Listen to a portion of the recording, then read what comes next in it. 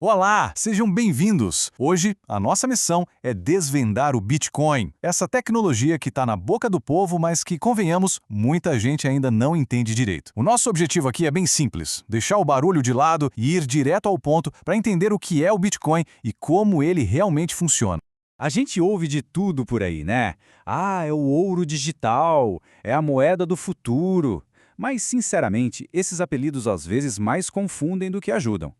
Então, a grande pergunta que a gente vai responder hoje é: o que, afinal de contas, é o Bitcoin? Vamos mergulhar nisso juntos. E para nossa conversa ter um rumo, a gente vai seguir 5 passos bem claros. Vamos começar pelo básico, depois a gente entende a tecnologia por trás, analisa a economia dele, vê quem está investindo pesado hoje em dia, e no final, umas dicas práticas e seguras para quem está pensando no assunto. Então vamos lá, começando pelo começo. O Bitcoin é basicamente uma nova forma de pensar o dinheiro. Uma forma que tira os intermediários da jogada. A ideia central é simples, mas ao mesmo tempo muito poderosa. Pensa assim, o Bitcoin é um dinheiro que só existe no mundo digital. A grande sacada, a inovação mesmo, é que ele permite que duas pessoas, em qualquer lugar do mundo, troquem valor diretamente. Não precisa de banco, de governo, de ninguém no meio para autorizar ou validar a transação. A própria rede, de pessoa para pessoa, o que a gente chama de peer-to-peer, cuida de tudo. E essa comparação aqui deixa tudo bem claro. De um lado, a gente tem o nosso dinheiro do dia a dia, como o real ou o dólar. Ele é controlado por bancos centrais que podem a qualquer momento decidir imprimir mais, o que pode gerar inflação. Do outro lado está o Bitcoin, que funciona de um jeito totalmente oposto. Ninguém controla a rede, ela é descentralizada. E o mais importante, a quantidade de moedas que vão existir é limitada e totalmente previsível por matemática. Tá, mas aí vem a pergunta. Como que essa rede funciona de forma segura se não tem ninguém no comando? Bom, a resposta para isso está na tecnologia que é a espinha dorsal do Bitcoin. E essa tecnologia é a famosa blockchain. A melhor maneira de imaginar isso é como se fosse um grande livro-caixa digital, sabe?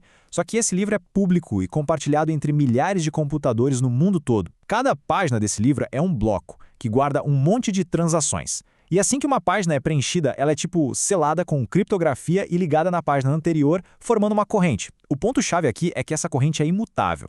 Depois que uma transação está lá, já era. É como se tivesse sido gravada em pedra digital. Não dá para alterar nem apagar. Na prática, o processo é mais ou menos assim. Alguém envia Bitcoin e essa transação é anunciada para todo mundo na rede. Aí, computadores superpotentes, que a gente chama de mineradores, começam a competir para resolver um problema matemático bem complexo. O objetivo? Validar um grupo de transações e colocar num bloco novo. O primeiro que consegue, adiciona o bloco na corrente. E como recompensa por esse trabalho todo, que mantém a rede segura, ele ganha novos bitcoins. E essa recompensa, nos leva para um ponto fundamental, a economia do Bitcoin.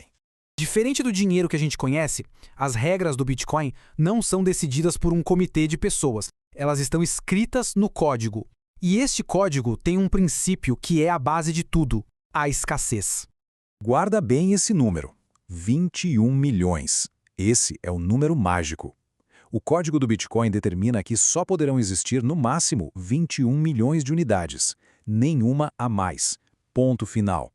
É essa oferta finita que o transforma num ativo escasso, muitas vezes comparado ao ouro, e é aí que mora a sua principal proposta de valor. E para garantir que essa escassez aconteça como planejado, existe um evento programado chamado halving. A cada 4 anos, mais ou menos, a recompensa que os mineradores recebem por criar novos bitcoins é cortada pela metade. Isso causa um verdadeiro choque na oferta.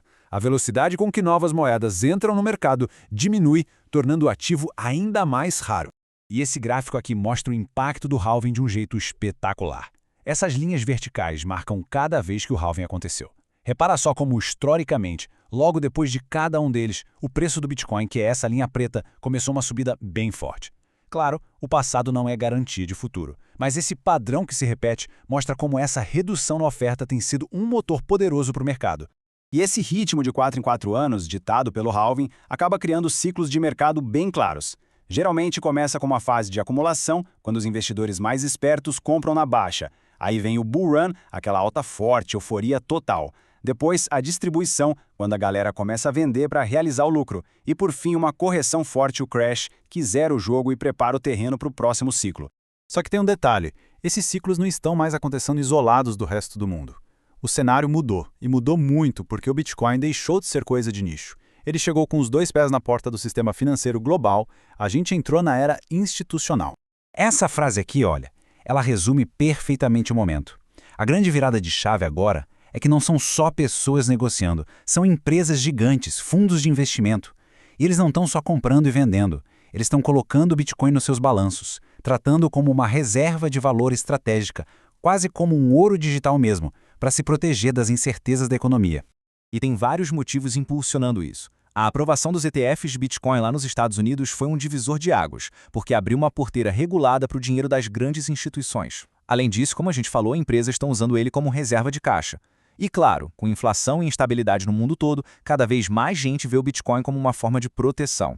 Bom, com todo esse movimento, é natural que muita gente fique curiosa, pensando em como participar. Mas antes de qualquer coisa, a gente precisa ter uma conversa muito séria sobre responsabilidade e principalmente sobre risco. E o ponto principal é este e precisa ficar bem claro. O mercado de criptoativos é extremamente volátil. Os preços podem subir e despencar de uma forma muito brusca e em pouquíssimo tempo. É um ambiente de altíssimo risco. Qualquer pessoa que pense em investir precisa ter total consciência disso e agir com o máximo de cautela. Para quem já entendeu os riscos, mas ainda assim tem interesse em começar, aqui vão 4 dicas de ouro. Primeira, estude por conta própria, não vá pela cabeça dos outros. Segunda, comece com muito, mas muito pouco, um dinheiro que, se perdido, não vai fazer a menor falta. Terceira, se prepare psicologicamente para a montanha-russa que é a volatilidade. E quarta, use sempre plataformas e corretoras que sejam conhecidas e confiáveis. E assim a gente fecha essa nossa análise. A gente viu que o Bitcoin junta uma regra monetária previsível, com escassez, e uma rede que é global e não tem dono. A pergunta que fica no ar para a gente refletir é: à medida que mais pessoas e principalmente mais instituições gigantes entram no jogo, qual vai ser o verdadeiro impacto e o papel final dessa tecnologia na economia do futuro? Fica aí a questão.